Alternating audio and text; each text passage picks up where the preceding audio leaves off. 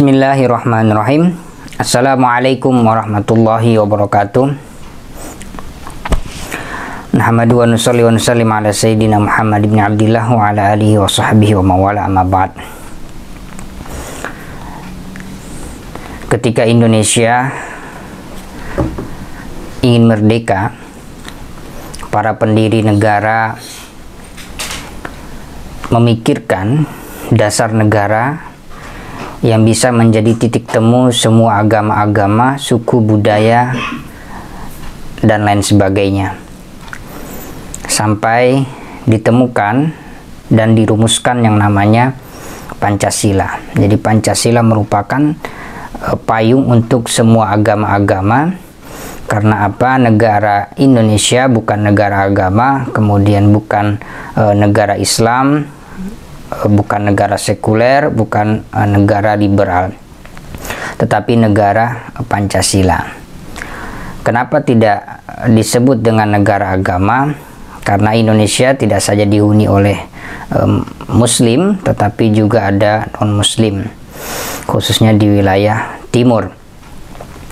Tidak juga negara sekuler karena tidak sesuai dengan karakter bangsa Indonesia itu sendiri, yang memiliki keterkaitan erat antara diri dia dengan hubungan vertikal dengan Allah. Tidak juga negara liberal karena jati diri rakyat Indonesia haus akan nilai-nilai spiritualitas, tidak saja di dalam kehidupan skup kecil mereka, tetapi sampai pada aspek-aspek negara. Maka yang paling memungkinkan untuk kita jadikan landasan di dalam bernegara satu-satunya adalah Pancasila. Nah, karena negara kita ini bukan negara agama, tetapi negara juga tidak acuh tak acuh terhadap perkembangan, kemudian ritual-ritual. Jadi agama mau tidak mau dilindungi oleh negara, tetapi negara tidak boleh menekan agama-agama yang ada di Indonesia. Dan negara tidak boleh lepas dari agama agar seluruh kebijakan yang dilakukan oleh pengambil kebijakan di negara Indonesia disuntik atau memiliki sisi ilahiyahnya, sisi spiritualnya. Nah, jadi kalau ada orang-orang yang menista agama, orang-orang yang melakukan pelecehan terhadap kitab-kitab suci Al-Quran, kemudian kalau ada orang-orang yang ingin meremehkan agama-agama tertentu, maka negara memiliki hak untuk menindak orang-orang tersebut. Nah, misalnya banyak orang-orang ya yang di negara Indonesia bisa kita jadikan parameter. Terakhir misalnya seorang bernama Joseph Paul Zhang, ya. Kita tidak tahu dia ada di pendeta di gereja mana, tetapi seorang anak muda yang mengaku sebagai seorang nabi ke-26. Nah, ke nabi ke-26, tetapi Persekutuan Gereja-Gereja Indonesia atau yang disingkat dengan PGI meragukan gelar pendeta Joseph Paul Zhang ini. Nah, misalnya Ketua PGI Gomar Gultom mengatakan bahwa saya tidak tahu pasti pendeta itu jabatan gerejani, sementara dia tidak jelas posisi ibadatnya atau gereja mana di tempat dia beraktivitas setiap harinya. Nah, dia menjadi viral ketika di dalam salah satu video di YouTube, ya, Joseph Paul Zhang menuliskan diri dia sebagai pastor dan bergelar Master of Theology, MTH, Master Teologi. Juga kemudian dia kerap berbicara tentang soal-soal kekristenan, kemudian dia juga berbicara tentang agama-agama dan teologi. Nah, jadi PGI kemudian meminta kepada masyarakat untuk mengabaikan dan tidak mengikuti pendapat-pendapat dia yang nyeleneh.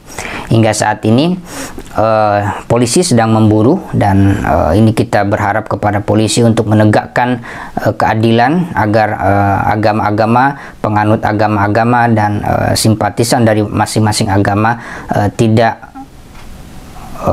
melahirkan kekisruhan yang berkelanjutan. Karena Joseph Paul Zhang ini diduga menista agama sekaligus Nabi Muhammad SAW. di mana dia membuat sayembara dan menantang warga untuk apa namanya, jadi dia menantang, jadi dia sendiri yang menantang warga untuk melaporkan dia ke polisi, dan karena dia mengaku sebagai Nabi yang ke-26. Nah, polisi saat ini sedang memburu dia, dan saya berharap kepada jajaran Bareskrim Polri, ya, dan kemarin juga sudah dilaporkan oleh Husin Shahab, ya, masuk tanggal 17 April. Jadi 2 hari yang lalu, 17 April 2021, dengan LP B0253 dilaporkan oleh Bib Husin Shahab. Nah, kemudian mengapa ya sosok Joseph Paul Zhang, susah sekali namanya, Joseph Paul Zhang ini perlu ditangkap begini? Kita di dalam beragama, apapun agama kita dilarang untuk melecehkan agama seseorang, agama yang dianut dia. Karena apa? Itu merupakan privasi. Bahkan di dalam agama Islam kita mengenal yang namanya prinsip lakum dinukum waliyadin, ya kan? Agamaku ya itu yang aku anut, ya. Jadi itulah keyakinanku, dan apa keyakinanmu ya itulah keyakinanmu, dan kita tidak boleh saling melecehkan. Bahkan sampai pada tatanan sosial muamalah pun, prinsip kita di dalam beragama Islam adalah lana amaluna walakum amalukum. Jadi gerakanku, aktivitasku ya aktivitasku, sedangkan aktivitasmu ya aktivitasmu. Kita bisa bersama-sama di dalam memajukan kondisi sosial kemasyarakatan pada hal-hal yang bersifat positif. Jadi sesuatu yang sudah jelas perbedaannya kita tidak boleh memperuncing kembali, dan yang sudah jelas kita bisa lakukan bersama-sama ya kita lakukan bersama-sama. Nah, jadi Joseph Paul Zhang ini ketika menista agama Nabi, seorang nabi agama Islam, sesungguhnya dia tidak mengindahkan agama dia sendiri. Tentunya saya juga merasa bahwa pihak-pihak umat Kristiani sesungguhnya mengecam tindakan sejenis, karena di dalam agama Nasrani, Yahudi sekalipun tidak dibenarkan untuk melecehkan agama-agama di luar yang mereka anut. Nah, di mana dia di dalam sebuah forum, ya, diskusi di dalam Zoom dengan tajuk, di videonya masih viral, ya, namanya puasa lalim Islam, karena ini adalah bulan puasa Ramadan. Bagi Joseph Paul Zhang adalah lalim, jadi puasa lalim orang Islam. Jadi Joseph ini merupakan pendiri The Firm Foundation di Indonesia, dan Hagios Apologetic Center. Jadi dia membuka kursus-kursus Alkitab dan lain sebagainya. Nah, kemudian dia juga mengatakan di mana Allah Subhanahu wa Ta'ala dikurung di dalam Ka'bah. Jadi sebenarnya tidak saja agama, kemudian nabi sebuah agama, tetapi dia juga tidak mengindahkan Allah sebagai Tuhan atau yang menciptakan diri dia. Artinya bahwa walaupun dia membuka kursus-kursus kitab, sebenarnya dia juga tidak menghayati dan mengimani agama yang dia anut. Disinilah banyak orang yang merasa bahwa dia adalah seorang penganut agama tertentu, dia mengaku sebagai orang yang taat, yang beribadah, tetapi kerap di dalam tindakan sehari-harinya justru tidak mengindahkan agama-agama yang dia anut. Jadi kalau ada orang non-muslim kemudian menghina agama Islam, polisi harus bertindak. Kalau ada umat Islam kemudian membakar gereja, polisi juga harus menindak. Jadi Indonesia ini tidak memiliki apakah agama dia, selama itu bersifat kriminal, penistaan terhadap agama, ya, maka dia harus masuk di dalam tindak pidana, khususnya undang-undang ITE nantinya, ya, karena dia menggunakan media sosial sebagai wadah ujaran kebencian dia. Jadi banyak misalnya terkait dengan pembakaran gereja yang dilakukan oleh umat muslim pun ditindak oleh polisi.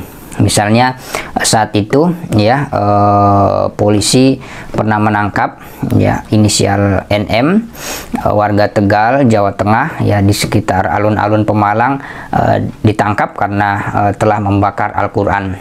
Kemudian juga pembakaran gereja di Sulawesi Selatan, ya Sulawesi Selatan, itu juga ditangkap. Jadi apapun yang dilakukan oleh masing-masing agama, jika dia menista dan melakukan pelecehan, maka pihak negara harus mengambil tindakan tegas. Di sini artinya bahwa negara tidak acuh tak acuh terhadap aktivitas warga negaranya yang menganut agama apapun, tetapi tidak mengekang. Jadi dibebaskan sesuai dengan etika publik, etika keberagamaan, dan etika negara, dan tidak saling mengunjing antara satu agama dengan agama yang lain, karena bagaimanapun agama ini diciptakan oleh Allah di dalam konteks untuk sama-sama menebar kasih sayang, menebar perdamaian, menebarkan sikap tolong menolong dan lain sebagainya. Karena tidak mungkin Allah itu hanya berkehendak untuk melahirkan agama di dunianya hanya satu. Karena apa? Semakin banyak varian, semakin membuat kita dewasa dan semakin membuat kita bijaksana di dalam mengambil sebuah kebajikan. Dan di dalam varian-varian yang ada yang Allah ciptakan itulah kemudian melahirkan sifat kasih sayang, sifat welas asih, ya sifat compassion, ya agar masing-masing penganut agama itu merasakan Rahman dan Rahim, kasih sayang Allah Subhanahu wa taala. Makanya hampir semua agama-agama yang ada utamanya mereka diajarkan salah satu prinsip tentang apa yang bisa dipersatukan dan apa yang dipersatukan oleh Allah tidak boleh diputus oleh manusia. Artinya bahwa sikap tolong menolong, sikap perdamaian, kasih sayang, kelemah lembutan yang menempel pada diri kita masing-masing, apapun agama kita yang kita anut, kita tidak bisa saling berjauhan. Bahkan Nabi itu ketika ingin membentuk sebuah negara di Yasrib, sebuah sistem berpolitik, Nabi tidak melepaskan, artinya Nabi mengajak agama-agama yang ada di saat itu, ya ada Yahudi, kemudian ada Majusi dan agama-agama lokal lain sebagainya, itu untuk memikirkan negara-negara. Jadi Nabi sudah mencontohkan, dan saya berpikir bahwa tidak ada agama yang mengajarkan penganutnya untuk saling membenci satu sama lain. Dan pengurus besar Nahdlatul Ulama juga telah mengecam keras Yosef Paul Zhang ini, karena bagi PBNU ya dan seluruh jajarannya ini merupakan sikap mencederai keyakinan dan ajaran umat Islam. Nah, dan ini masuk kategori penghinaan, dan ini bisa dikenakan pasal berlapis, ya pasal berlapis, tidak saja undang-undang ITE dan lain sebagainya. Nah, bahkan ini sudah jelas penghinaannya. Berbeda dengan misalnya kasus Ahok, itu yang masih abu-abu, yang masih pro kontra, tidak ada kesepakatan tunggal, itu pun dipenjara, dan Ahok dengan rela, dengan bahagia siap dan berani melakukan upaya hukum yang dijalani dia, dan dia telah melakukannya. Nah, jangan sampai kita juga nantinya berharap mempolisikan Yosef Paul Zhang, tetapi di sisi lain ketika ada umat kita, umat Islam yang melakukan tindak-tindakan yang bersifat pidana, kemudian kita mengatakan itu tidak usah dipolisikan. Jadi biar kita juga fair nantinya. Jadi apapun agama yang dianut, pihak negara tidak boleh kalah oleh warganya sendiri, karena negara memiliki wewenang untuk memberhentikan, melanjutkan, dan lain sebagainya. Jadi saya berharap polisi segera menindaklanjuti laporan yang dilakukan oleh Habib Hussein Shahab ke Bareskrim Polri ya pada tanggal 17 2021 tersebut. Sekian, terima kasih. Wallahu muwaffiq ila aqwamit thoriq. Wassalamualaikum warahmatullahi wabarakatuh.